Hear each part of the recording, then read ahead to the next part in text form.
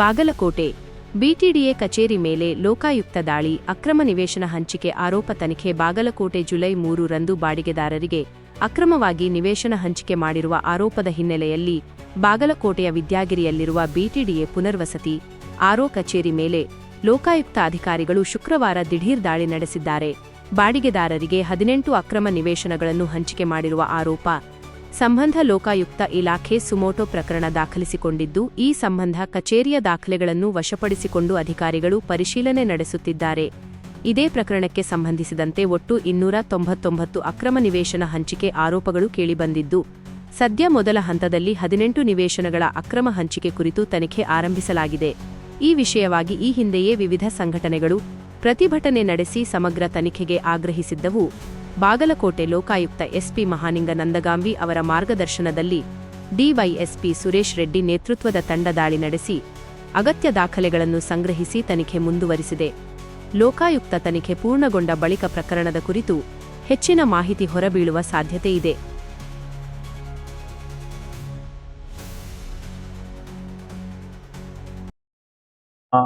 ನಮ್ಮ Bagalkot Lokayukta police station ಅಲ್ಲಿ ಬಿಟಿಡಿಎ Bagalkot town development authority ಸಂಬಂಧಪಟ್ಟಂತೆ ಒಂದು ಕ್ರಿಮಿನಲ್ ಮಿಸ್ಕಂಡಕ್ಟ್, ಅಪರಾಧಿಕ ದುರ್ನಡತೆ ಅಡಿಯ ಒಂದು ಪ್ರಕರಣ ದಾಖಲಾಗೈತೆ.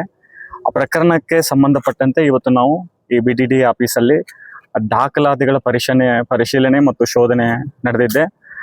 ಈ ಶೋಧನೆಯಲ್ಲಿ ನಮ್ಮ ಬಾಗಲಕೋಟ್ ಲೋಕಾಯುಕ್ತ ಠಾಣೆ ಅಧಿಕಾರಿಗಳು, ಡಿಎಸ್ಪಿ ಸುರೇಶ್ ಅವರು, ಬೇರೆ ಬೇರೆ ಅಧಿಕಾರಿಗಳು ಮತ್ತು ಸಿಬ್ಬಂದಿಗಳು ಬಂದರು. ಜೊತೆಗೆ ನಮ್ಮ ತನಿಖಾ ಅಧಿಕಾರಿಗೆ ಅಸಿಸ್ಟ್ ಮಾಡ್ಲಿಕ್ಕೆ ಕೂಡ ಧಾರವಾಡ ಮತ್ತು ಗದಗದಿಂದ ಕೂಡ ಲೋಕಾಯುಕ್ತ ಅಧಿಕಾರಿಗಳು ಬಂದಿದ್ದರು.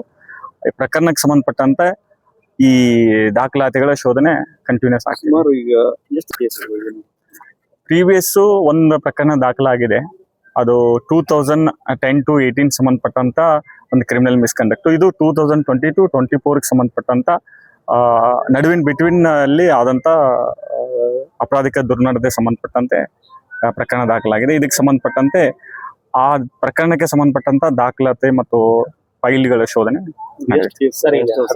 ಅಕ್ರಮ ಸೈಟ್ ವಿಚಾರವಾಗಿ ನಡೀತಾ ಇರ್ತಕ್ಕಂಥ ನಮ್ ಪ್ರಾಥಮಿಕವಾಗಿ ಸಿಕ್ಕಂತ ಮಾಹಿತಿ ಪ್ರಕಾರ 18. ಬಟ್ ಇನ್ನು ತನಿಖೆಯಲ್ಲಿ ಇನ್ನೂ ಎಷ್ಟು ಬರುತ್ತೆ ನಾನು ತಗೊಳ್ತೀವಿ. 299 ಆರೋಪ ಇದೆ ಇನ್ನೂ ಇದೆ. ಬಟ್ ನಮಗ್ ಪ್ರೈಮಿಸಿಸ್ ನಮ್ಮ ಮೇಲ್ನೋಟಕ್ಕೆ ನೋಡಿದಾಗ 18 ಸಿಕ್ಕಿದೆ. ಇನ್ನು ಹೆಚ್ಚಿನ ರೀತಿನೂ ಇಲ್ಲ. ಇದು ನಮ್ಮ ದೂರಿನ ಮೇರೆಗೆ ಪ್ರಕರಣ ದಾಖಲಾಗಿದೆ. ಪಬ್ಲಿಕ್ ದೂರಿನ ಮೇರೆಗೆ ಪ್ರಕರಣ ದಾಖಲಾಗಿದೆ.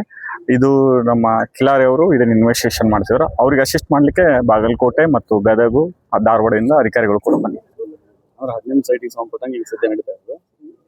ಪ್ರೆಸೆಂಟ್ ನಮಗ್ ಸಿಕ್ಕಂತ ಮಾಹಿತಿ ಪ್ರಕಾರ 18. ಬಟ್ ಹೆಚ್ಚಿನ ರೀತಿಯಲ್ಲಿ ನಾವು ಇನ್ನೂ ಹೆಚ್ಚಿನ ದಾಖಲಾತಿಗಳನ್ನ ಪರಿಶೀಲನೆ ಮಾಡ್ತೀವಿ. ದೂರ ಬಂದಿದ್ದು 18 ಕೇಸ್ಗೆ ಅಥವಾ ಏನು ಒಂದು ಪರ್ಟಿಕ್ಯುಲರ್ ಇಲ್ಲ, ಇನ್ ಬಿಟ್ವೀನ್ 2020-24 ಸಂಬಂಧಪಟ್ಟಂಗೆ ಪ್ರೆಮಿಸಸ್ ಸಿಕ್ಕಿದ್ದು 18 ಸೈಟ್.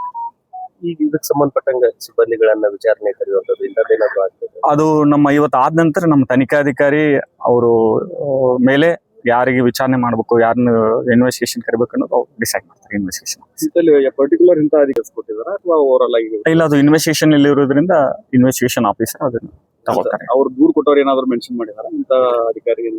ಇಲ್ಲ, ದೂರ ಈ ರೀತಿ ಇನ್ ಬಿಟ್ವೀನ್ ಇಂಥ ಟೈಮ್ದಲ್ಲಿ ಇಷ್ಟ ಆಗಿದೆ ಅಂತ ಕೊಟ್ಟಿರ್ತಾರೆ. ನಾವು ಅದಕ್ಕೆ ಸಂಬಂಧಪಟ್ಟಂತೆ ನಾವು ಸಮನ್ ಮಾಡಿ ವಿಚಾರಣೆಗೆ ಹಾಜರುಪಡಿಸ್ತೀವಿ. ಅದು ನಾವು ಇನ್ವೆಸ್ಟಿಗೇಷನ್ ಅಲ್ಲಿ ತಗೋತೀವಿ. ಯಾವ ರೀತಿ ಆಗಿದೆ ಕ್ರಿಮಿನಲ್ ಮಿಸ್ಕಂಡಕ್ಟ್ ಅಂದ್ರೆ ಅನರ್ಹರಲ್ಲವರಿಗೆ ನಿವೇಶನ ಹಂಚಿಕೆ ಇರ್ಬೋದು, ಕೃತಕ ದಾಖಲಾತಿಗಳನ್ನು ಸೃಷ್ಟಿ ಮಾಡಿದಿರ್ಬೋದು, ಮತ್ತೆ ಬಾಡಿಗೆದಾರ ಅಲ್ಲದವರಿಗೆ ಕೂಡ ನಿವೇಶನ ಹಂಚಿಕೆ ಸಂಬಂಧಪಟ್ಟಂತೆ ನಾವು ಎಲ್ಲ ಡಿಟೇಲ್ ಇನ್ವೆಸ್ಟಿಗೇಷನ್ ಅಲ್ಲೇ ತಗೊಂಡು ಒಂದು